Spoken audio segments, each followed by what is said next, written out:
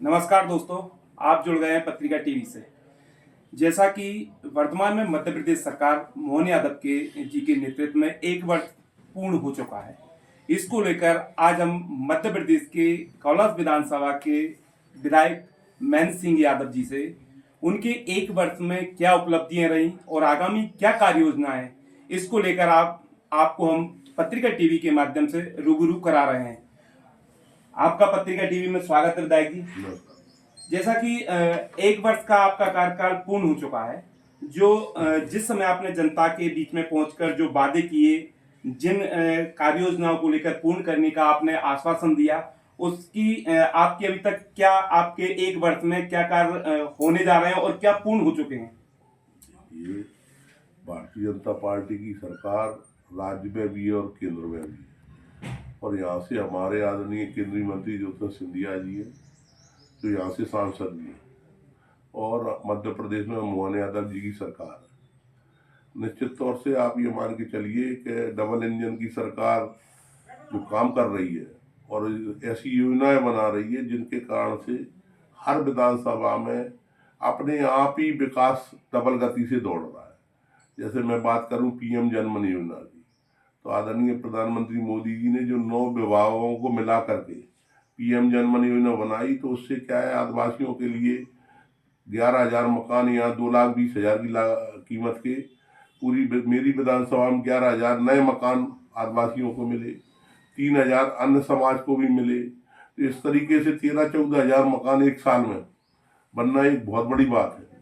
उसके बाद में उन आदिवासियों के लिए पीएम जनमन योजना में डम्बर की रोड है, उनके लिए पानी की लाइन है, उनके लिए एक तरीके से ये मान लीजिए कि इलाज के आयुष्मान कार्ड, 70 साल से ऊपर के लोगों को आयुष्मान कार्ड, और एक जो सबसे बड़ी हम लोग ये कह सकते हैं कि जो हमारे आदिवासी भाई हैं उनके लिए आंगनवाड़ी, उनके लिए सामुदायिक भवन, और उनके लिए हर तरह की सुविधा आदिवासियों को, ऐसी पीएम जनमन योजना प्रधानमंत्री मोदी जी लाए। उसका लाभ इस एक साल में सभी आदिवासी भाई को, मेरे यहाँ 30-40 हजार आदिवासी परिवार घर है, उनको सबको लाभ हुआ है। और दूसरा जो है, आदरणीय सिंधिया जी की बदौलत हमारे यहाँ तेंदुआ पर 2,500 करोड़ की जो फैक्ट्री लगने जा रही है अडानी ग्रुप के द्वारा, वो हमारे मुख्यमंत्री जी और आदरणीय केंद्रीय मंत्री आदरणीय ज्योतिरादित्य सिंधिया जी की बदौलत है। हमारे यहाँ बूढ़ा डोंगर बदरवास पे जो जॉकेट फैक्ट्री लगने जा रही है, जिसका भूमि पूजन अभी आदरणीय सिंधिया जी ने किया है, वो महिलाओं के लिए वरदान साबित होगी, क्योंकि उनको जैकेट बनाने के लिए प्रशिक्षण का काम होगा। उसके अलावा जो अभी 72,000 करोड़ रुपए की चंबल और हमारी ये काली सिंध और पार्वती लिंक परियोजना, जो 72,000 करोड़ रुपए की जो अभी मोदी जी ने जयपुर से इसका शुभारंभ किया है, उसमें मेरी विधानसभा का भी लगभग 200 गांव में नहरों से पानी आएगा और 1 लाख बीघा जमीन सिंचित होगी। तो 3,000 करोड़ रुपए के डैम नैनागिर, सोनपुरा और कटीला पे बनने जा रहे हैं, जिसका भूमि पूजन हो चुका है। बहुत जल्द इसके टेंडर लगने वाले हैं। तो ये एक बहुत बड़ी सौगात है कि हमारा पूरा जंगल का जो एरिया था 200 गांव का, वो पूरा सिंचित होने जा रहा है। फैक्ट्री लग रही है, रोड़ों का जाल 100 रोड है लगभग पीएम जनमन योजना में। सभी आदिवासी जहाँ भी 50 घर भी रहते हैं उनको डम्बर रोड डल रही है। और उसके अलावा जो हमारे काफी पुल पेंडिंग थे, जैसे ये मेमोना से अमरौद के लिए जो रोड थी उसका पुल पेंडिंग था, वो भी अब स्वीकृत करवा लिया हम लोगों ने।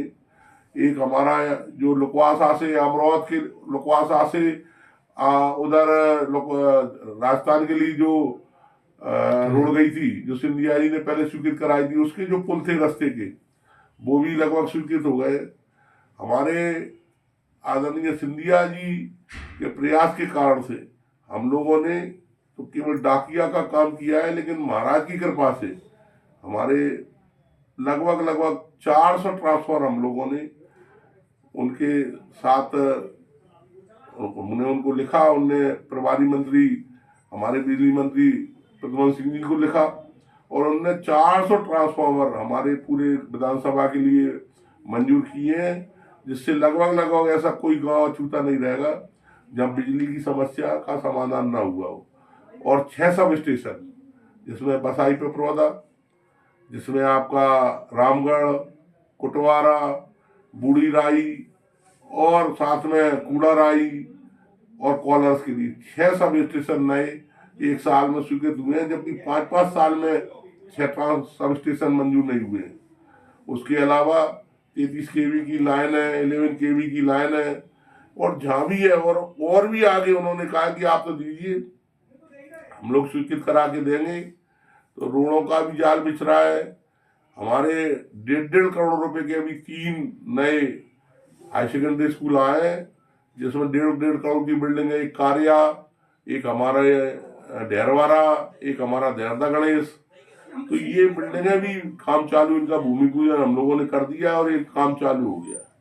और मेरे पास भी जो निधि आती है उससे भी मैंने लगभग 7 से 8 डम्बरीकरण की रोडें दी हैं, जिसमें हमारी बारौद की रोड है, खतौरा से बारौद, कुशगंज से छापी, जिसमें दौलपुर से खाईखेड़ा, जिसमें बाराई से हमारा जो गुड़ाल मंदिर है हनुमान जी का, हमारी जो माड़ा रोड है उससे हमारा सिंगाराई का माता का मंदिर, हमारा जो है कुमरौगा से पिपरौदा होते हुए बागरौद, और उसके अलावा हमारी जो एक ये जो हमारा लकवासे से रोड जाता है उससे जो हमारा केलदार का मंदिर है, तो टोरिया से और केलदार के बीच में जो टुकड़ा डला हुआ था उसको भी डंबर करवाने के लिए मैंने राशि दी है।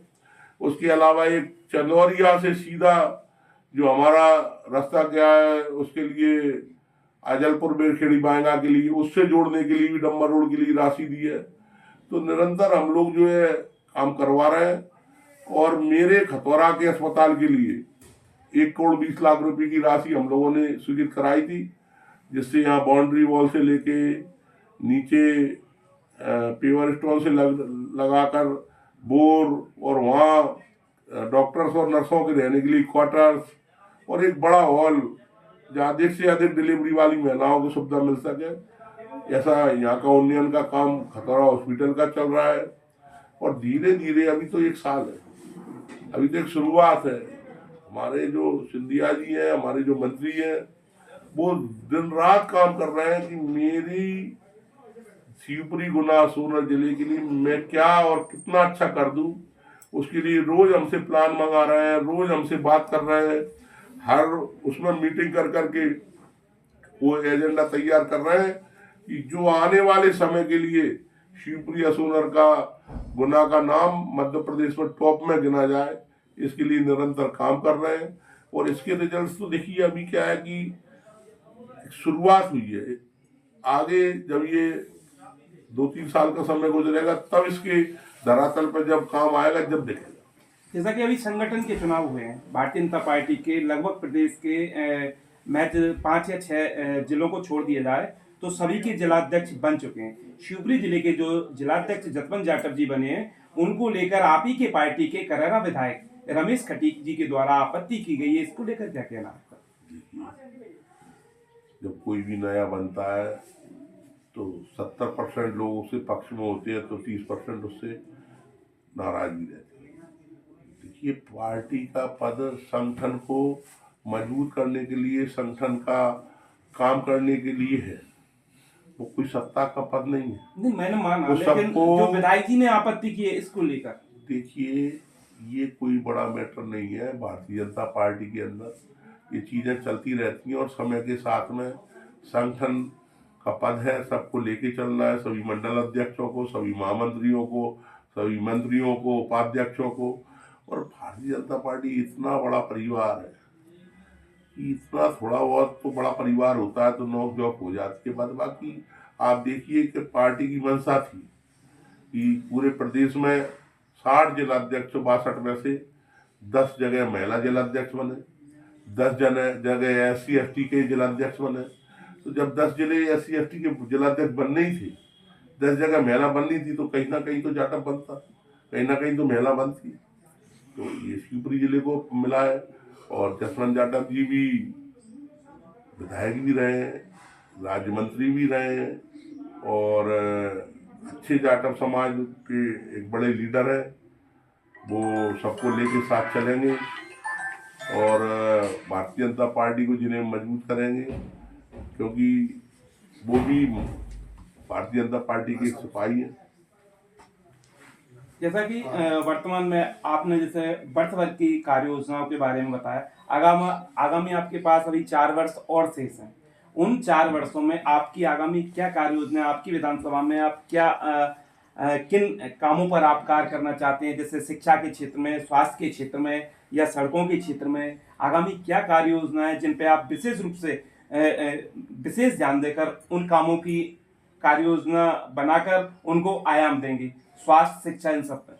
देखिए, हम लोग भी निरंतर कार्यकर्ताओं से भी इसका फीडबैक ले रहे हैं, जनता से भी ले रहे हैं कि क्या हम अच्छे से अच्छा कर सकते, क्योंकि जितना मुझे समझ में आया, जो हमारे पास में दोनों जगह भारतीय जनता पार्टी की सरकार है और हमारे पास में केंद्रीय मंत्री जो सिंधिया जी का जो आशीर्वाद है, तो उससे हमको इतनी ताकत है कि जो हम चाहेंगे वो काम हम उनसे कराने की क्षमता रखते हैं, क्योंकि ऐसा कोई काम नहीं है जो हमारे आदरणीय सिंधिया जी ना करा। तो हम लोगों को तो केवल एक विचार करके, सबसे प्लान बना करके एक प्लान तैयार करना है भाई क्या हो सकता है। आपके माध्यम से मैं सभी कार्यकर्ताओं को और जनता से भी यही कहूंगा कि आपके मन में भी अगर कोई विचार है कि ये होना चाहिए, ये बहुत बड़ी मांग है या जरूरत है, तो आप मुझे आकर के बताएं, मुझे आप व्हाट्सएप पे भेज दें या मेरे से आके मिल लें, तो पूरी कोशिश रहेगी कि जो आपके मन में विचार है उसको करवा के दें। अच्छा, एक जो आप भारतीय जनता पार्टी में शामिल हुए करीब आपको 4 या 5 साल हो गए हैं, और जो पुरानी भाजपा थी उसके संबंध में भी कई मतलब एक जो ऐसा कई मामले सामने आए हैं कि वह आपके साथ समन्वय नहीं हो पा रहा या आपकी टीम का उनके साथ समन्वय नहीं हो पा रहा, ये क्या कारण है? देखिए, हमारे यहाँ ये सब चीज़ों का कोई भी वो नहीं रहा है, पूर्ण तरीके से सब लोग घुल मिल गए। मुझे तो अभी यही नहीं लगता कि मैं कांग्रेस में था, मुझे तो ये लगता है मैं पहले से ही भारतीय जनता पार्टी में था। एक भी व्यक्ति से यहाँ ऐसा नहीं है कि उसको लगता हो कि मैं कांग्रेस से आया था और वो बीजेपी में। हमारे यहाँ भी जैसे मंडल अध्यक्ष भी बने हैं, तो कल्याण सिंह यादव जी बने हैं बांसखेड़ा से, तो पुराने भारतीय जनता पार्टी के। हमारे खराई से धाकड़ जी बने हैं मंडल अध्यक्ष, तो वो भी पुराने भाजपा के हैं। कहीं कोई ऐसी वो नहीं है कि, और यहाँ जो भी भारतीय जनता पार्टी के वरिष्ठ नेतृत्व है, जो भी पुराने, हम सबको सम्मान करके, सबको साथ में लेकर के, और वैसे भी मेरी तो हमेशा ये सोच रही है कि मैंने 2 चीज़ों पे हमेशा काम किया है कि एक तो जातिवाद को बढ़ावा न मिले, सब धर्मों को और सब जातियों को लेके चले। दूसरा, मेरी कोशिश रही है कि किसी भी तरह की गुंडागर्दी, दादागिरी क्षेत्र में ना हो, उसके लिए मैंने हमेशा काम किया है। और सबको समान जीने का अधिकार मिले, सबको सब तरह की सुविधाएं मिले, और अंतिम छोर के बैठे हुए व्यक्ति को लाभ मिले, इसके लिए हम लोग काम कर रहे हैं। हमारे सिंधिया जी की बदौलत जो मेडिकल कॉलेज सुप्रीम खुला है, उससे आज कितना लाभ लोगों को हो रहा है। छोटे से छोटे व्यक्ति को जो ग्वालियर भागना पड़ता था, अब वो सारी सुविधाएं सुप्रीम में मिल रही हैं। 70 साल से ऊपर के लोगों को लिए सरकार जो आयुष्मान कार्ड बना रही है, उससे बुजुर्गों को लाभ मिल रहा है। और सबसे बड़ी जो बात है कि भारतीय जनता पार्टी की सरकार जो काम करती है, वो उसको धरातल पर ला के ही छोड़ती है। ऐसा कोई काम नहीं है कि वो योजना बना दे। लोग कहते थे लाडली बहना बंद हो जाएगी, तो ये लाडली बहना चल रही है। लोग कहते थे अब ये फलानी योजना बंद हो जाएगी, लेकिन एक भी योजना भारतीय जनता पार्टी ने बंद नहीं की है। निरंतर सबको, चाहे अपना आदिवासियों को जो 1500 रुपये महीना पैसा आता था वो आ रहा है, लाडली बहना का पैसा आ रहा है, किसान सम्मान निधि का पैसा आ रहा है, गैस सिलेंडर चूल्हे मिल रहे हैं, उसमें भी सब्सिडी मिल रही है, आवास मिल ही रहे हैं। आवास के लिए अभी 3 करोड़ आवास नए अभी जो देने की जो बात हुई है वो सब आने वाले हैं। फिर से आवास का राष्ट्र फिर से उसका वो चालू कर दिया है। राघवगढ़ विधायक पूर्व मंत्री जयवर्धन सिंह ने शिवपुरी में एक प्रेस वार्ता में कहा है, मतलब अप्रत्यक्ष रूप से केंद्रीय मंत्री ज्योतिरादित्य सिंधिया जी पर यह आरोप लगाया है कि उन्होंने यहाँ उद्योग और विकास और कार्य योजनाओं की बजाय माधव नेशनल पार्क में चीते या शेर लाने में लगे हुए हैं, जनता की ओर ध्यान नहीं है। देखिए, जयवर्धन सिंह जी के पिताजी मुख्यमंत्री रहे, वो काफी विकास कर सकते थे, लेकिन उन्होंने रावगढ़ के अलावा कभी शिवपुरी जिले के लिए कभी सोचा ही नहीं। उन्होंने तो केवल अवैध उत्खनन कराने में और उसमें उनके लोगों को छोड़ रखा। आप देखिए कि शेरों की अगर बात करें तो माधव नेशनल पार्क में शेर आज से नहीं थे। जब से सिंधिया राजवंश का ये क्षेत्र रहा है तब से यहाँ शेरों को रखा जाता था। माधव नेशनल पार्क में कब से शेर थे? पहले भी थे। तो ये कोई नई परंपरा नहीं है, और ये पूरे विश्व का सोच है कि हमारी प्रकृति को संतुलित किया जाए, वनों को बचाया जाए, हमारे जो वनों को उनको संरक्षण किया जाए, वन जीवों को संरक्षण किया जाए। क्या उनको जीने का अधिकार नहीं है? जंगलों की सुरक्षा अगर नहीं करेंगे तो वो भी फिर हमारे यहाँ कैसे आगे वातावरण संतुलित रहेगा? तो ये सब हमारे प्रधानमंत्री मोदी जी, हमारे केंद्रीय मंत्री ज्योतिरादित्य सिंधिया जी, उनका सोच है हमारी फैक्ट्री भी लगे, हमारा विकास भी हो और जो हमारी धरोहर है वो सुरक्षित रहे। ये निश्चित तौर से जैसे कूनों में बन रहा है, अभी प्रधानमंत्री मोदी जी ने चीते छोड़े, यह शेर है, हमारे और आगे जाएंगे तो आगे भी वो है। तो इससे क्या होता है कि ये घूमने वाले जो सैलानी हैं, जो आने वाले हमारे पर्यटक हैं, ये पर्यटकों के लिए एक बहुत बड़ा वो केंद्र बनेगा। लोग आएंगे, इससे शिवपुरी का नाम हमारे पूरे देश में मानचित्र पर आएगा, और जब पर्यटक आएंगे तो उससे भी आमदनी का जरिया बढ़ेगा। और जहाँ तक फैक्ट्री की बात है तो उनको मालूम नहीं है कि अडानी का ग्रुप की तरफ से सिंधिया जी एक फैक्ट्री हमारे यहाँ तेंदुआ पे लगवा रहे हैं। उसके लिए 500 बीघा जमीन में दे दी है। जॉकेट फैक्ट्री लगवा रहे हैं, हमारे यहाँ सीमेंट फैक्ट्री गुना लगवा रहे हैं, और भी अभी तो शुरुआत है। विकास भी करेंगे, वनों को भी रखाएंगे, हमारे जो पर्यटक है उनके लिए शेर भी रखेंगे, हमारी रोडों को भी बनाएंगे, अस्पतालों को भी बनाएंगे। उनको तो क्या कुछ दिखता नहीं है। अब उनको ये लग रहा है कि इतना सारा काम आदरणीय सिंधिया जी और भारतीय जनता पार्टी की सरकार कर रही है तो उसे बौखला करके, अरे भैया शेर पहले से ही रहते थे, कोई नया काम नहीं हो रहा है।